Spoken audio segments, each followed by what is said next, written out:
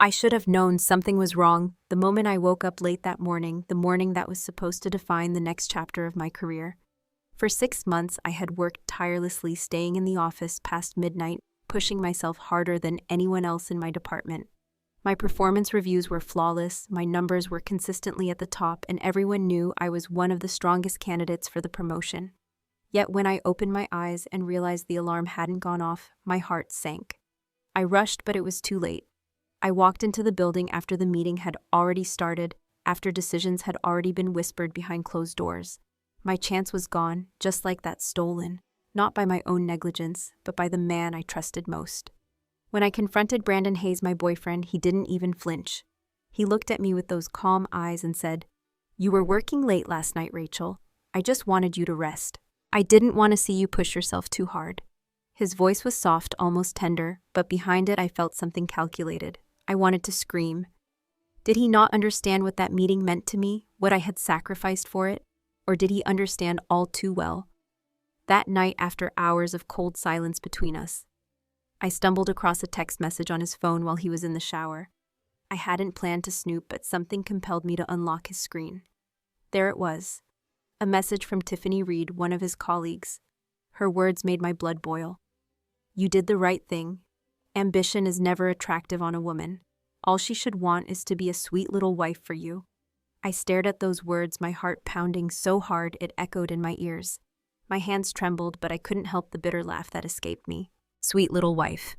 That was what they thought I should be. Brandon had sabotaged me not out of love, but out of a twisted belief that I didn't belong in the place I had fought to earn. I had half a mind to end it right there, to pack my bags and leave him standing in the ruins of his own lies. But when I reread Tiffany's message, a different spark ignited inside me. Anger, yes, but also something sharper, more dangerous. If they thought they could play games with me, I would show them what it meant to face someone who refused to be their pawn. The next evening, I stepped onto my balcony, staring out at the Manhattan skyline glowing against the night. I dialed my father's number, my voice steady. "Dad, I want to transfer to the procurement division. I need to gain experience in every department if I'm going to take over Morgan Group someday." He paused for a moment before agreeing. He trusted my determination. He always had. Brandon, on the other hand, grew colder, more distant with each passing day. He still wore the tailored suits I had bought him, still drove the luxury car I had once handed over to him, so he could look the part of a successful man, but the mask was slipping. That morning, as he prepared to leave for work, I stepped in front of him and held out my hand. "Give me the keys," I said. For a second, his face tightened, but then he forced a smile and handed them over. "Rachel," he said. Pretending to joke, "You usually drive the Camry to work." Why the sudden switch, I didn't answer. That Porsche Cayenne had been mine from the start, but I had let him flaunt it around the city as though it were his own. I had thought I was being generous. Now I realized I had only been feeding his ego. We walked to the garage together. I slipped into the driver's seat while he casually opened the passenger door. Before he could settle in, I turned to him, my eyes cold. "Get out. You can take the subway." He chuckled nervously. "Come on, Rachel. I'll ride with you today." No big deal. I remembered his lectures about keeping our relationship discreet, how he had insisted we should never arrive at work together to avoid rumors. Yet now suddenly he was willing to sit beside me in broad daylight. I slammed my palm against the horn. "Out." He froze, then reluctantly stepped back as I pressed the accelerator, the engine roaring as I left him standing there with his fists clenched. In the rearview mirror, I saw his face twist with anger. For years, he had pretended to protect our privacy, but really, he just hadn't wanted to be seen as the man who lived off a woman's success. By the time I reached Morgan Group headquarters, I felt a calm resolve settle over me. I was done playing small. I arrived half an hour early, greeted my old colleagues, and said my polite goodbyes before heading to procurement. My father had already called ahead, so when I walked in, I was escorted directly to Mr. Johnson's office. He welcomed me with a smile, asked me to wait inside until the meeting began. Outside his office, through the glass, I could see the open floor of the department. Brandon was already there, sitting at his desk, as if he owned the place. A young intern stopped by with a breakfast sandwich, placing it gently on his desk, as though serving royalty. He didn't even bother to thank her, just gave a lazy nod before checking his phone. My lips curled in a humorless smile. He had always been good at convincing people he was someone important, always eager to accept favors he didn't earn. I sat back in my chair and folded my hands, my heart steady. He thought this was his kingdom, that he would rise quickly and leave me behind, but he had no idea what was about to happen. He had no idea that the woman he tried to keep in the shadows was about to walk through the door and turn his carefully constructed facade into dust. Brandon only gave the intern a lazy nod. No thank you, no attempt to reach for his wallet. He never paid for his own coffee, not when he could let someone else pick up the bill. A colleague sitting across from him leaned back in his chair and smirked. Hey Brandon, where's the Porsche today? Didn't feel like showing off. Brandon's fingers twitched against his phone as he forced a laugh. Engine trouble, took it to the shop. Bet that's gonna cost a fortune, the man chuckled. But no worries, right? I heard you're about to be promoted to team leader. More money, more perks. Drinks on you, man. The group erupted in laughter as Brandon pretended to wave off the compliment, but I saw the way he puffed his chest, how his shoulders straightened as if the world finally recognized his supposed greatness. He even promised to treat everyone to dinner once the announcement was official. I sat behind the glass, watching every second, a bitter smile tugging at my lips. That car, he bragged about, the watches he wore. The image of wealth he paraded around the office, it was all mine. I had handed him the keys, literally and figuratively, too blinded by affection to care how he flaunted what wasn't his. My generosity had become his mask. Then she appeared. Tiffany Reed, the fragile-looking colleague with the soft voice and wide eyes, walked past his desk. She tilted her head, casting him a glance that lingered too long. Brandon answered with a knowing smile that told me more than words ever could. So this was the woman who had texted him about how ambition was unattractive in a woman. The pieces fell together so neatly it made my stomach churn. Today he believed was his day to shine the day. His hidden betrayal would be rewarded. Minutes later, Mr. Dawson guided me down the hall toward the conference room. He stopped just short of the door and whispered, "Let's surprise them, Rachel. They know someone new is coming, but they don't know it's you." I nodded my lips, curving into a calm smile. As you wish, from behind the door I listened to the meeting unfold. Mr. Dawson praised the department's achievements, highlighting 3 employees with outstanding records. Brandon's name came last. When he was asked to stand, his speech sounded rehearsed, dripping with false humility. "Your recognition motivates me to keep pushing harder," he said, bowing his head slightly as the room erupted in applause. He glanced around, soaking in the admiration, his smile smug and certain. Mr. Dawson let the clapping fade before clearing his throat. "Now about the team leader position. The decision has already been made." I could almost hear Brandon's spine straightening, feel the anticipation vibrating in the air. His co-workers shot him conspiratorial smiles, little nods that said, "Congratulations in advance." He looked like a man already wearing the crown. The new team leader, Mr. Dawson announced as a colleague who has just transferred into procurement. "Please welcome Rachel Morgan." Before the shock could ripple through the room, I pushed open the door and stepped inside, my heels clicking against the floor. "Good morning, everyone. I'm Rachel Morgan. Starting today, I'll be your new team leader." Gasps fluttered around me. Brandon's face drained of color, his mouth hanging open. For several seconds, he simply stared as though I were a ghost. Then anger surged to the surface. He stormed toward me, gripping my arm hard enough to bruise as he yanked me toward the hallway. "What the hell are you doing here?" he hissed through clenched teeth. His eyes blazed with panic and rage. "Why are you in procurement?" I tilted my head, keeping my voice soft. "I'm only following the company's decision." "Why, Brandon? Do you have a problem with me being here?" His jaw tightened. I leaned closer, lowering my voice just enough for only him to hear. "If you're worried about appearances, I can easily speak with the other team leaders about transferring you out. We wouldn't want anyone to think there's favoritism, would we?" His nostrils flared as his breathing grew heavy, his anger trembling on the edge of exposure. I saw the real Brandon flicker through the greedy, desperate man beneath the smooth exterior. But he forced himself to swallow it back, stretching his lips into a smile so fake it nearly split his face. "Of course," he said, voice strained. "Whether it's you or me, it's all the same. Congratulations, Rachel." I patted his shoulder gently before walking back into the room, my steps steady. For a moment, the air was thick with curiosity and murmurs, but I didn't care. This victory was mine. Promotion itself was sweet, but ripping it from the hands of the man who betrayed me made it intoxicating. The next morning, I arrived as their new leader. I had barely settled at my desk when Eric Dawson, one of Brandon's closest allies, swaggered over with a folder in hand. He set it down in front of me with a grin that reeked of mockery. "Here you go, sister-in-law. Just need your signature right here." The words sliced through me like ice. Sister-in-law. So that was Brandon's latest tactic, sending his little pawn to announce our relationship to the office. The same man who had once insisted we keep everything private, who claimed that love affairs in the workplace were unprofessional, was now parading our connection to undermine me. I opened the folder, scanning the pages. Obvious errors stared back at me, mistakes no competent employee should have overlooked. I slid the folder back across the desk. "It's wrong. Fix it and bring it back." Eric's smirk faltered, then reappeared, laced with insolence. "Come on, Rachel. I've rewritten this 3 times. Just sign it already. Besides, who tries to steal a promotion from her own boyfriend? A woman too ambitious is just begging for trouble. Don't be surprised if Brandon looks elsewhere." The room grew quiet. I could feel the eyes of other employees on us, their ears pricked for gossip. But I refused to give them the satisfaction of seeing me lose control. I simply turned away, dismissing him with silence. He slunk back to his desk, but I knew this was only the beginning. Brandon had lost his prize, and he would not give up without a fight. I opened the folder and within seconds spotted glaring errors that even a rookie shouldn't have missed. My patience thinned. I pushed it back across the desk.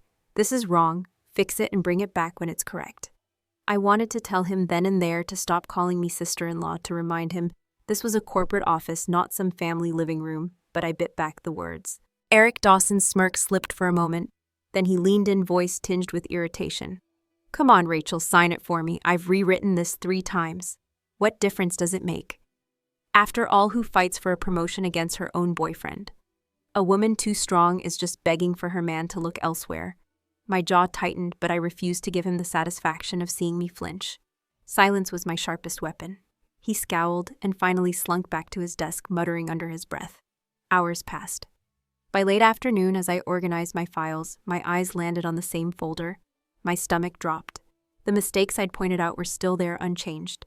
But what froze me in place was the signature at the bottom of the final page. My name, in my handwriting, or rather an imitation of it. Rage surged hot through my chest. Without hesitation, I summoned the team to the conference room. Brandon was conveniently out meeting a client, which almost felt deliberate, as if he had staged this to avoid being caught in the middle. I slammed the folder onto the table, my voice cutting through the air like glass. "Who signed this?" Eric forced a laugh, his eyes darting nervously. "Brandon did, Rachel. He said it was fine. He said since you're together, it doesn't really matter whose hand holds the pen." "Same thing, right? Same thing." My blood boiled. Brandon had forged my name, tried to bind me to his carelessness, and positioned me to take the fall if anything went wrong. I didn't hesitate. My voice was cold, resolute. "You're fired. Human Resources will contact you about your severance. Pack your things and leave." The room went still. Eric blinked as if waiting for me to laugh, to take it back, but when he saw I was serious, his face darkened with fury. He shoved his chair back, muttering curses under his breath, but he walked out. The silence that followed was suffocating. I scanned the room, meeting each pair of wide, uncertain eyes. "There is only one team leader here," I said evenly. "If anyone has a problem with that, you are free to leave with Eric." No one moved. No one spoke. The weight of authority settled into my bones. From that day on, the procurement floor grew quieter, smoother, yet I knew peace never lasted long. Tiffany Reed became the thorn in my side, her resentment simmering like poison. She was careful, but not careful enough.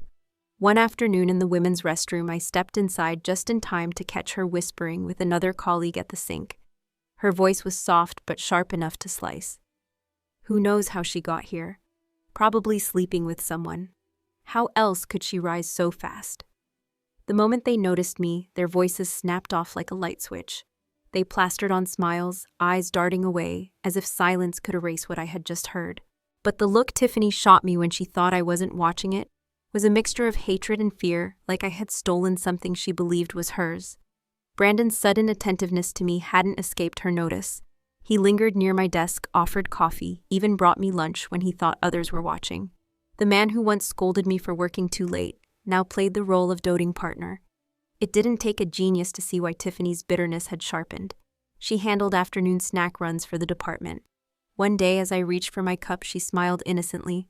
"Oops, I must have forgotten yours, Rachel. You won't be upset, right?" Her friends clustered nearby, watching gleefully, waiting for me to flare up and humiliate myself. Instead, I plucked the milk tea from Tiffany's own hand and lifted it calmly. "That's fine. I'll take yours. You can buy another for yourself." Her face turned crimson fury trapped behind her teeth, but she couldn't say a word without revealing her pettiness. I walked away sipping her drink, leaving her to stew in humiliation. That evening, as the office emptied, I passed by Tiffany's desk and caught the hiss of her voice behind me. "I've seen Rachel with an older man. She's obviously being kept. Look at her clothes, her jewelry way too expensive for someone who just got promoted." Her companions gasped, then piled on with their own vicious embellishments, each lie sharper than the last. They spoke of hotel rooms they had never entered, dinners they had never attended, details fabricated so vividly, it was as if they had followed me like shadows. I clenched my fist but kept walking. Lies were her favorite weapon, and gossip her stage. But I wasn't about to let her keep the spotlight forever. I had already prepared for this. Tiffany had a habit of spilling venom in the bathroom, her audience always the same small circle of sycophants. I had befriended the janitor, a quiet older woman whose shift overlapped with Tiffany's chatter. With a discreet bonus slipped into her pocket, she agreed to wear a small recorder whenever Tiffany appeared. It didn't take long before I had hours of audio, Tiffany's voice clear and cruel, dragging my name and the reputations of others through the mud. I stored the files, waiting for the right moment. Every time Tiffany Reed slipped into the restroom with her gaggle of followers, the janitor I had quietly paid would linger nearby with her cleaning cart rag in hand, the tiny recorder hidden under her apron. Tiffany never noticed. She was too busy spitting venom, weaving stories about me and others in the department, her voice dripping with mock sympathy one moment and cruel delight the next. By the end of the month, I had collected hours of her gossip, every word preserved like a weapon in my pocket, waiting for the right moment to draw blood. It was then that the biggest assignment of my first month in procurement landed in our laps. A negotiation with one of the company's top suppliers, a deal so large that if successful, it would boost Morgan Group's quarterly profits to record heights. Failure, on the other hand, would be disastrous. Everyone in the department was tense, double-checking figures, rehearsing strategies, but I felt a strange sense of clarity. I had been tested already, and I was ready for this. Late one evening, as I pored over spreadsheets highlighting critical numbers, Brandon walked in, carrying a latte. He set it on my desk with exaggerated care, his hands moving to my shoulders, kneading gently.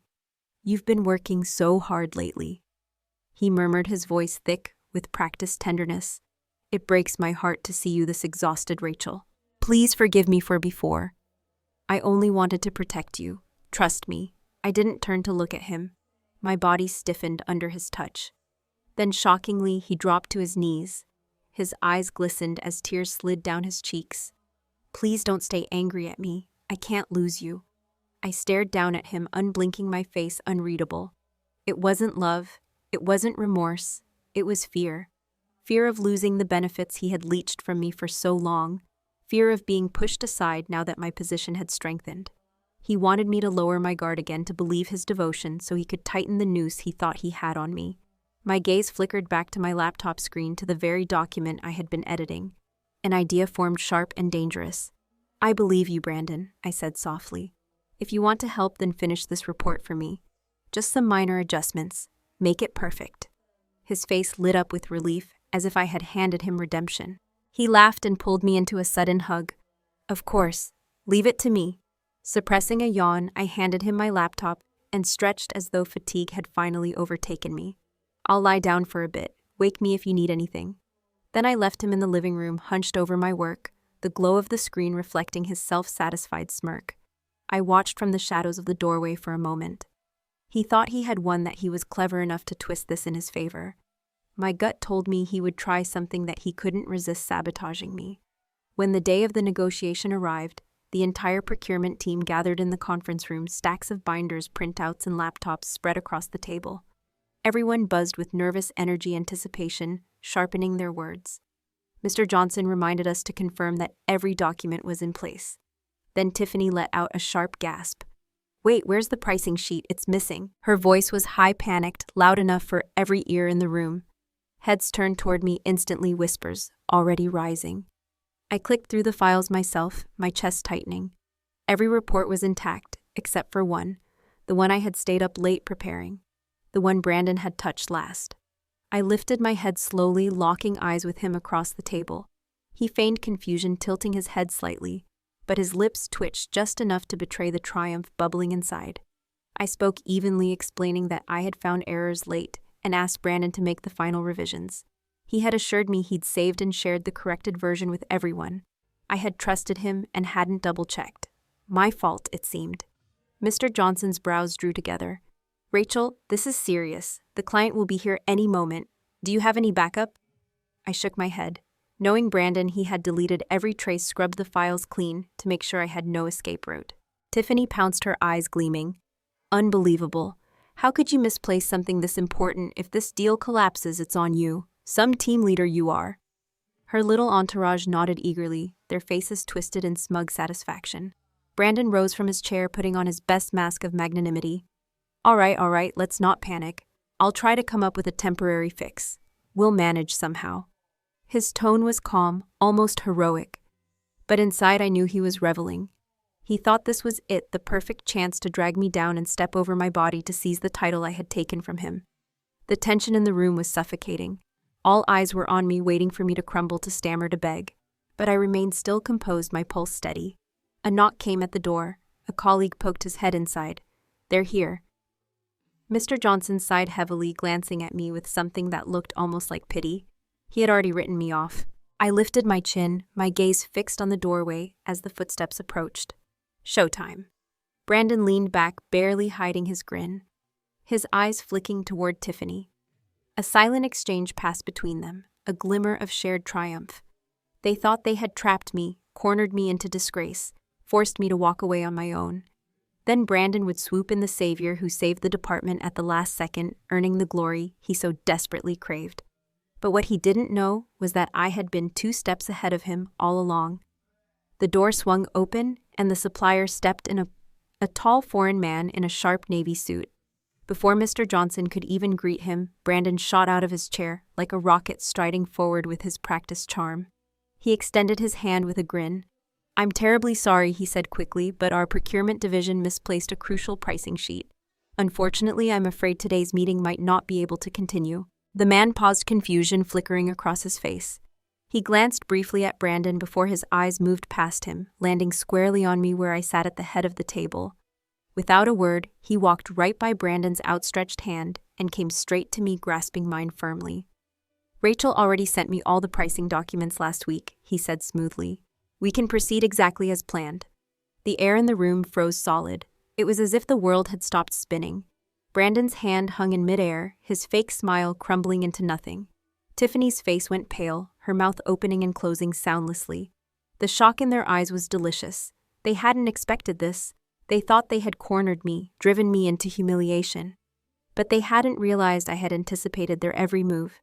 I gestured for our guest to sit. "Thank you for coming," I said calmly, sliding the files across the table. "Let's begin." The truth was simple. I had predicted Brandon would tamper with my work. I had already prepared a complete flawless package and sent it directly to the supplier through a trusted contact days earlier. He hadn't even realized he was playing into a trap I had set with my own hands. As the negotiation unfolded, Brandon and Tiffany sat in silence, their earlier bravado stripped away. They tried to keep their composure, but neither dared speak. Every time I caught Tiffany's reflection in the glass wall, her expression was twisted with resentment, as though each successful turn of the discussion was another knife to her chest. Mr. Johnson, who had entered the meeting doubtful, now watched me with a new kind of respect. I could see it in his eyes. He finally understood. This wasn't luck. This wasn't a fluke. This was strategy, and I executed it flawlessly. The deal concluded smoothly, our supplier satisfied and impressed with our professionalism. As he rose to leave, Mr. Johnson shook his hand warmly. "It's been an honor working with you," the man smiled, turning to me. "It's Rachel you should thank. Without her foresight, I wouldn't even be here today." When he departed, the room filled with a heavy silence. Every pair of eyes turned toward me, no longer skeptical, no longer dismissive. I saw admiration, even awe. One of Tiffany's former allies shuffled toward me awkwardly, her voice tentative. "Rachel, you were incredible today. Everyone's saying this deal happened because of you." Another chimed in. "At first, I thought you were too young to lead us, But I was wrong. You've proven yourself. The crowd gathered, their praise swelling until I almost felt embarrassed. I smiled lightly. Then I'll treat everyone to afternoon tea. We all worked hard for this. Cheers erupted, a chorus of excitement echoing through the office. In the corner, Brandon sat stone still, his face drained of color. Tiffany clung to her chair beside him, her lips pressed tight, her eyes burning holes into my back. Neither dared meet anyone's gaze. They were invisible now, irrelevant. That day cemented my position. I was no longer just the new team leader. They saw me as unshakable, untouchable. Brandon, once puffed up with stolen pride, was nothing more than a shadow, and Tiffany, stripped of her smugness, was left with only seething hatred. Later, Mr. Dawson approached me, curiosity flickering in his expression. "Rachel, what happened with that missing document? Was there really a mistake?" I let my gaze drift to Brandon and Tiffany, both sitting stiff as statues. "That's a question better answered by them," I said evenly. Tiffany blanched, her voice shaking. "Don't accuse me without proof. You can't." Brandon cut in, his tone tight but measured. "Yes, I forgot to forward the sheet, but what does that have to do with Tiffany?" She had nothing to do with it. His eyes burned with forced sincerity, shielding her as best he could. He thought loyalty would save them both. But he overlooked one detail, the most damning of all. I stepped closer, my heels clicking against the polished floor, until I stood directly in front of Tiffany. She recoiled, clutching Brandon's sleeve like he was her last lifeline. "You had no access to that file," I said. Softly, my voice razor sharp. "So how is it that you were the first to notice it was missing?"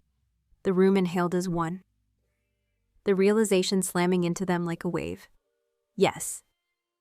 Tiffany had been the first to cry out before anyone else had even checked.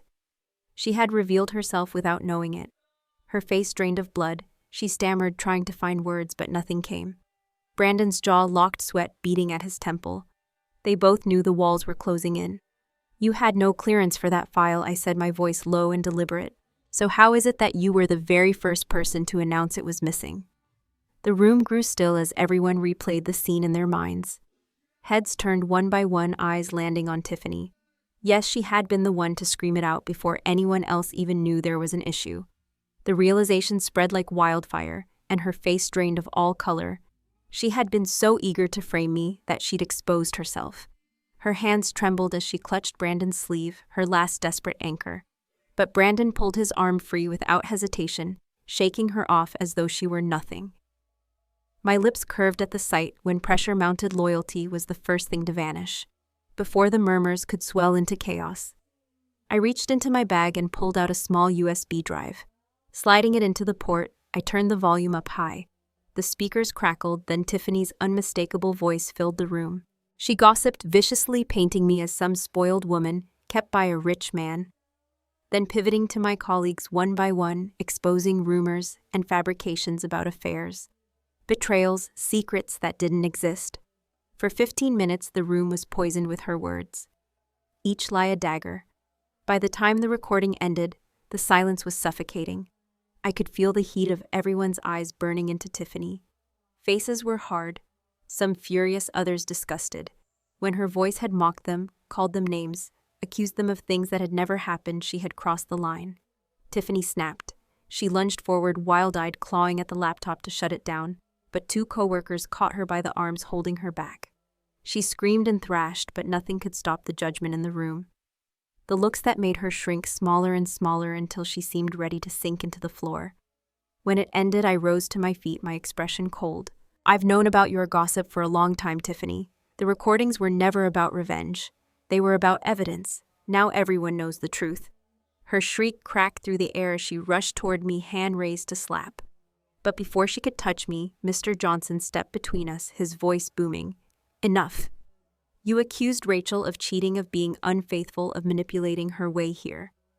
Tell me, Tiffany, has anyone in this room actually wronged you, or do you just spew poison because it makes you feel powerful? You disgrace this department." The words cut her deeper than any slap could. Still, she scrambled to defend herself, her voice quivering. "It's fake, it's edited, you can't prove." But no one believed her. Too many voices in that recording were unmistakably real, including her closest friends. She had damned herself. Cornered, she spun back to me, her face twisted with desperation. "You're the one who's a fraud. You climbed here on the back of a man. I saw it myself. You with some bald middle-aged guy in a car. Don't pretend you're innocent. Every gaze swiveled to me. Tiffany fumbled with her phone, pulling up a photo. There it was, me in the passenger seat of a car, beside an older man with thinning hair. She shoved the phone toward Brandon, her eyes shining with victory. See? Tell me that isn't her. Brandon studied the picture, his jaw tight. It does look like you, Rachel, he said slowly, his voice carrying that practiced neutrality he used when he thought he smelled blood. If this is true, then everything starts to make sense. You wouldn't deserve your position here. What do you have to say for yourself? For a moment, the room hummed with whispers, colleagues leaning in eager to devour the drama like spectators at a gladiator fight. Mr. Johnson stood back silent, his sharp gaze fixed on me. He knew the truth I could tell, but he wasn't going to interfere. He wanted to see how I would dismantle them. I smiled faintly, unshaken. You're sure, Tiffany? You're certain you saw me with that man? Her lips curled, confidence swelling. Positive. And if I'm lying, I'll leave this company myself. Exactly the words I'd been waiting for. The storm in the room had reached its peak. They thought they had cornered me. They thought their fabricated photo and Brandon's cold judgment were enough to destroy me. But I had been patient, letting them dig their own graves with their lies. I straightened my shoulders, my voice calm but cutting. Then let's clear this up right now. I pulled my phone from my pocket and connected it to the projector. The screen lit up as I placed a video call. A hush fell, all eyes glued to the glowing display. After a few rings, a familiar face appeared, the same bald man from the photo, dressed in a sharp suit. Gasps filled the room as Mr. Johnson immediately stepped forward, bowing slightly. Chairman Morgan, sir. It's an honor. The room erupted in whispers. Tiffany's smile collapsed. Brandon's eyes widened, disbelief freezing him in place. On the screen, my father looked around sternly. Rachel, sweetheart, what's going on? Did someone cause trouble for you again? And in that moment, the entire facade Tiffany and Brandon had tried to weave crumbled to dust. Tiffany's smug little vow still rang in the air. If I'm lying, I'll leave this company myself. The corner of my lips curled. That was exactly what I'd been waiting for. With a sigh heavy enough to sound reluctant, I pulled my phone from my blazer pocket, connected it to the projector, and pressed the call button. The room hushed instantly. Every gaze locked on the screen as it lit up. You could have heard a pin drop. Even the air felt suspended. Then the image appeared, an older man, bald, dressed in a crisp, tailored suit. The sight alone knocked the breath out of the room. Mr. Johnson immediately hurried closer, bowing slightly. Chairman Morgan, sir, it's been a long time. Gasps erupted, echoing like cracks of thunder. My father's title fell heavy over every head in that room. And then calmly, as though nothing were out of place, he said, Rachel, sweetheart, has someone been giving you trouble again? The silence shattered.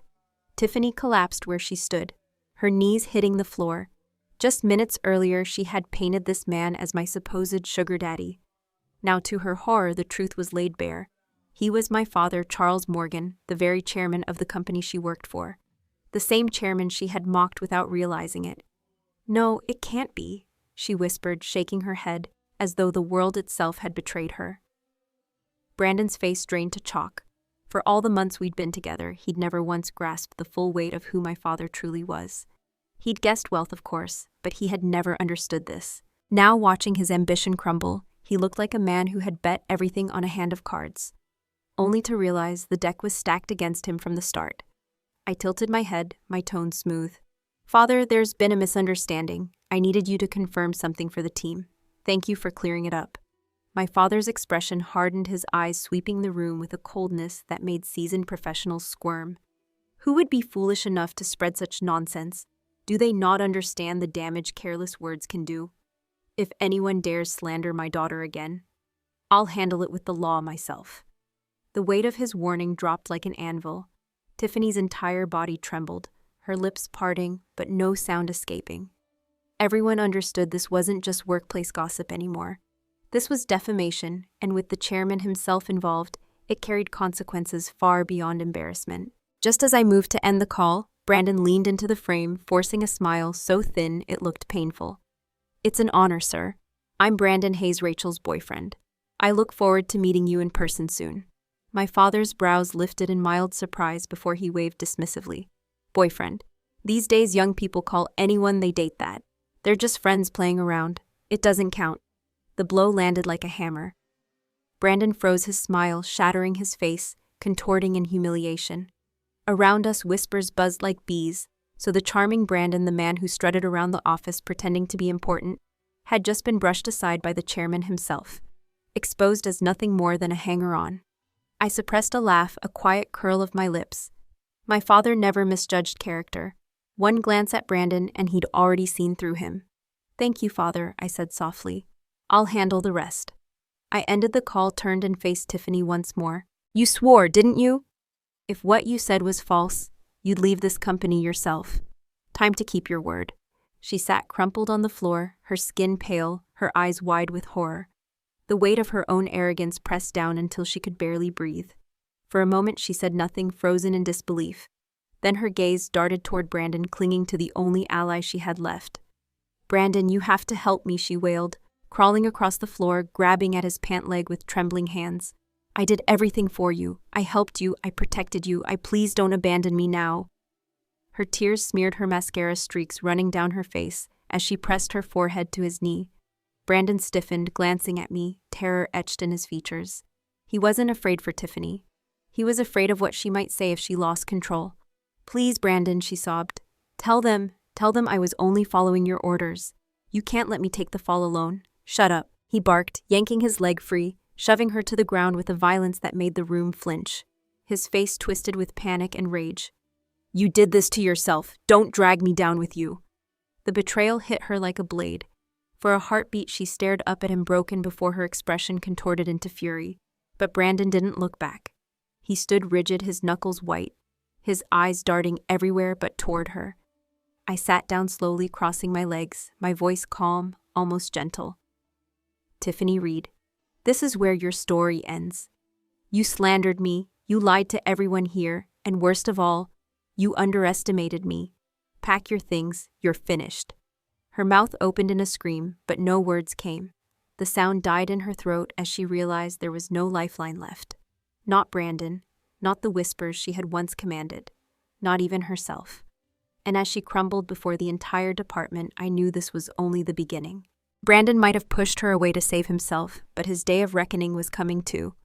"Please, Brandon, you can't treat me this way. I've done everything for you, even today's stunt with Rachel. It was all for you." Tiffany's shrill cry split the silence, her voice quaking with desperation. "Shut your mouth," Brandon snapped, his voice thunderous. He shoved her so hard she crumpled to the floor, staring up at him with a look of sheer terror. His face twisted into something cruel, his eyes cold and merciless. "Everything you did, you'll pay for yourself. Rachel's right, you'd better hand in your resignation by this afternoon." Gasps rippled through the room. Even I was taken aback by the speed with which he abandoned her. To save himself, Brandon burned his last ally, without a flicker of remorse. Tiffany's shoulders shook as she laughed, a hollow, broken sound. She staggered to her feet, the tears on her cheeks drying into streaks of rage.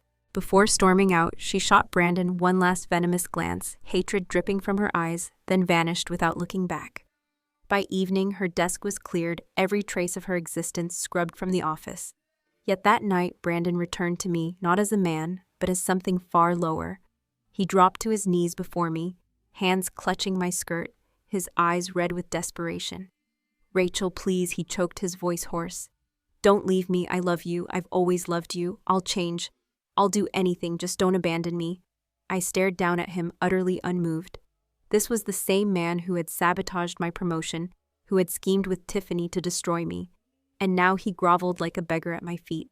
Slowly, deliberately, I pressed the tip of my heel against his cheek, pushing until he winced in pain. "You disgust me," I said evenly.